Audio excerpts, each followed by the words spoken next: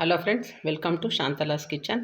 ಇವತ್ತು ಅನಾನಸ್ ಹಾಕಿ ಯಾವ ಥರ ಕೇಸರಿ ಬಾತ್ ಮಾಡೋದು ಅಂತ ನೋಡೋಣ. ಅದಕ್ಕೆ ಬೇಕಾಗಿರುವಂಥ ಸಾಮಗ್ರಿಗಳು: ರವೆ ಒಂದು ಅರ್ಧ ಕಪ್ಪು, ರವೆ ಎಷ್ಟು ತಗೊಂಡಿರ್ತೀವೋ ಅಷ್ಟೇ ಸಕ್ಕರೆ, ಇದಕ್ಕೆ ಏಲಕ್ಕಿ ಹಾಕಿದ್ದೀನಿ, ದ್ರಾಕ್ಷಿ ಗೋಡಂಬಿ ಸ್ವಲ್ಪ ನೀರಲ್ಲಿ ನೆನೆಸ್ಕೊಂಡ್ರೆ ತುಪ್ಪದಲ್ಲಿ ಹುರಿಯುವಾಗ ಬೇಗ ಕೆಂಪಾಗಲ್ಲ. ಆಮೇಲೆ ಅನಾನಸ್ ಕೂಡ ಅರ್ಧ ಕಪ್ಪು, ಹಾಲಲ್ಲಿ ಕೇಸರಿ ನೆನೆಸ್ಕೊಂಡಿದ್ದೀನಿ, ಹಾಲು 1.5 ಕಪ್ಪು, ತುಪ್ಪ ಒಂದು ಅರ್ಧ ಕಪ್ಪಷ್ಟು ಇಳಿಸುತ್ತೆ. ತುಪ್ಪದಲ್ಲಿ ಒಗ್ಗರಣೆ ಹಾಕಿದ್ರೆ ಚೆನ್ನಾಗಿರುತ್ತೆ, ಬೇಡ ಅಂದರೆ ಅರ್ಧ ತುಪ್ಪ ಅರ್ಧ ಎಣ್ಣೆ ಕೂಡ ಹಾಕ್ಕೋಬೋದು. ಇವಾಗ ಒಂದು ದಪ್ಪ ತಳ ಇರೋವಂಥ ಪಾತ್ರೆಯಲ್ಲಿ ಇದನ್ನು ಮಾಡ್ಕೊಳ್ಳೋಣ. ತುಂಬ ತೆಳು ಇದ್ದರೆ ಸಿದೋಗ್ಬಿಡುತ್ತೆ. ಈ ಥರ ದಪ್ಪ ತಳ ಇರೋವಂಥ ಪಾತ್ರೆ ತೊಗೊಂಡಿದ್ದೀನಿ.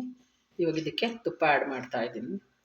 ಫಸ್ಟು ದ್ರಾಕ್ಷಿ ಗೋಡಂಬಿ ಮತ್ತು ಅನಾನಸ್ನ ತುಪ್ಪದಲ್ಲಿ ಹುರಿದು ತೊಗೊಂಬಿಡೋಣ.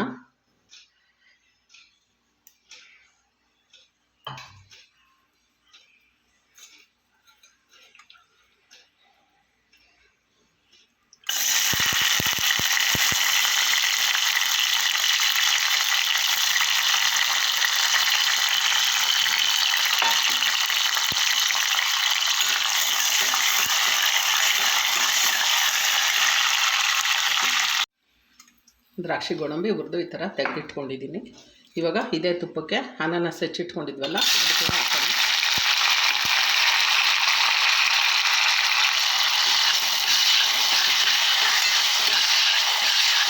ಇದು ಸ್ವಲ್ಪ ತುಪ್ಪದಲ್ಲೇ ಫ್ರೈ ಆಗಿ ಮೆತ್ತಗಾಗಲಿ.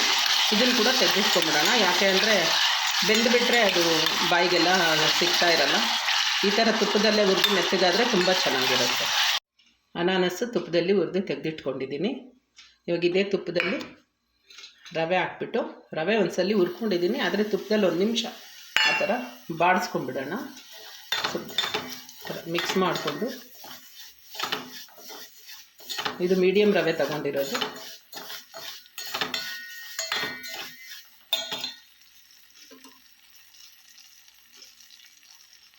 ಇವಾಗ ಹಾಲು ಹಾಕ್ಕೊಳ್ಳೋಣ. ಇದು ಕಾಯಿಸಿ ತಣ್ಣಗಾಗಿರೋಂಥ ಹಾಲು. ರವೆ ಬೆಂದ ಮೇಲೆ ಸಕ್ಕರೆ ಹಾಕ್ಕೊಳ್ಳೋಣ.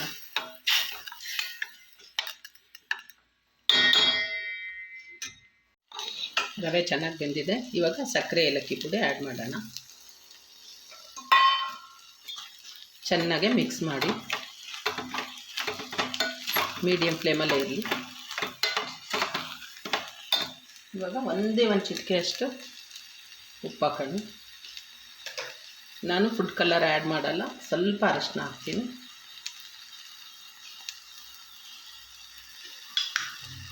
ಇವಾಗ ಚೆನ್ನಾಗಿ ಮಿಕ್ಸ್ ಮಾಡಿ, ಸಕ್ಕರೆ ಎಲ್ಲ ಕರಗಲಿ. ರವೆ ಎಲ್ಲ ಸಕ್ಕರೆ ಜೊತೆ ಎಲ್ಲ ಕರಗಿ ಬೆಂದಿದೆ. ಇವಾಗ ಕೇಸರಿದೆಲ್ಲ ಹಾಕಿರೋವಂಥ ಹಾಲು ಹಾಕ್ತಾಯಿದ್ದೀನಿ. ಇದು ಹಾಕಿ ಚೆನ್ನಾಗಿ ಮಿಕ್ಸ್ ಮಾಡೋಣ. ಇವಾಗ ತುಪ್ಪದಲ್ಲಿ ಹುರಿದಿಟ್ಕೊಂಡಿದ್ವಲ್ಲ ಅನಾನಸ್ ಹೋಳು ಹಾಕ್ಬಿಟ್ಟು 1-2 ನಿಮಿಷ ರವೆ ಜೊತೆ ಚೆನ್ನಾಗಿ ಕುದಿಯಕ್ಕೆ ಬಿಡೋಣ.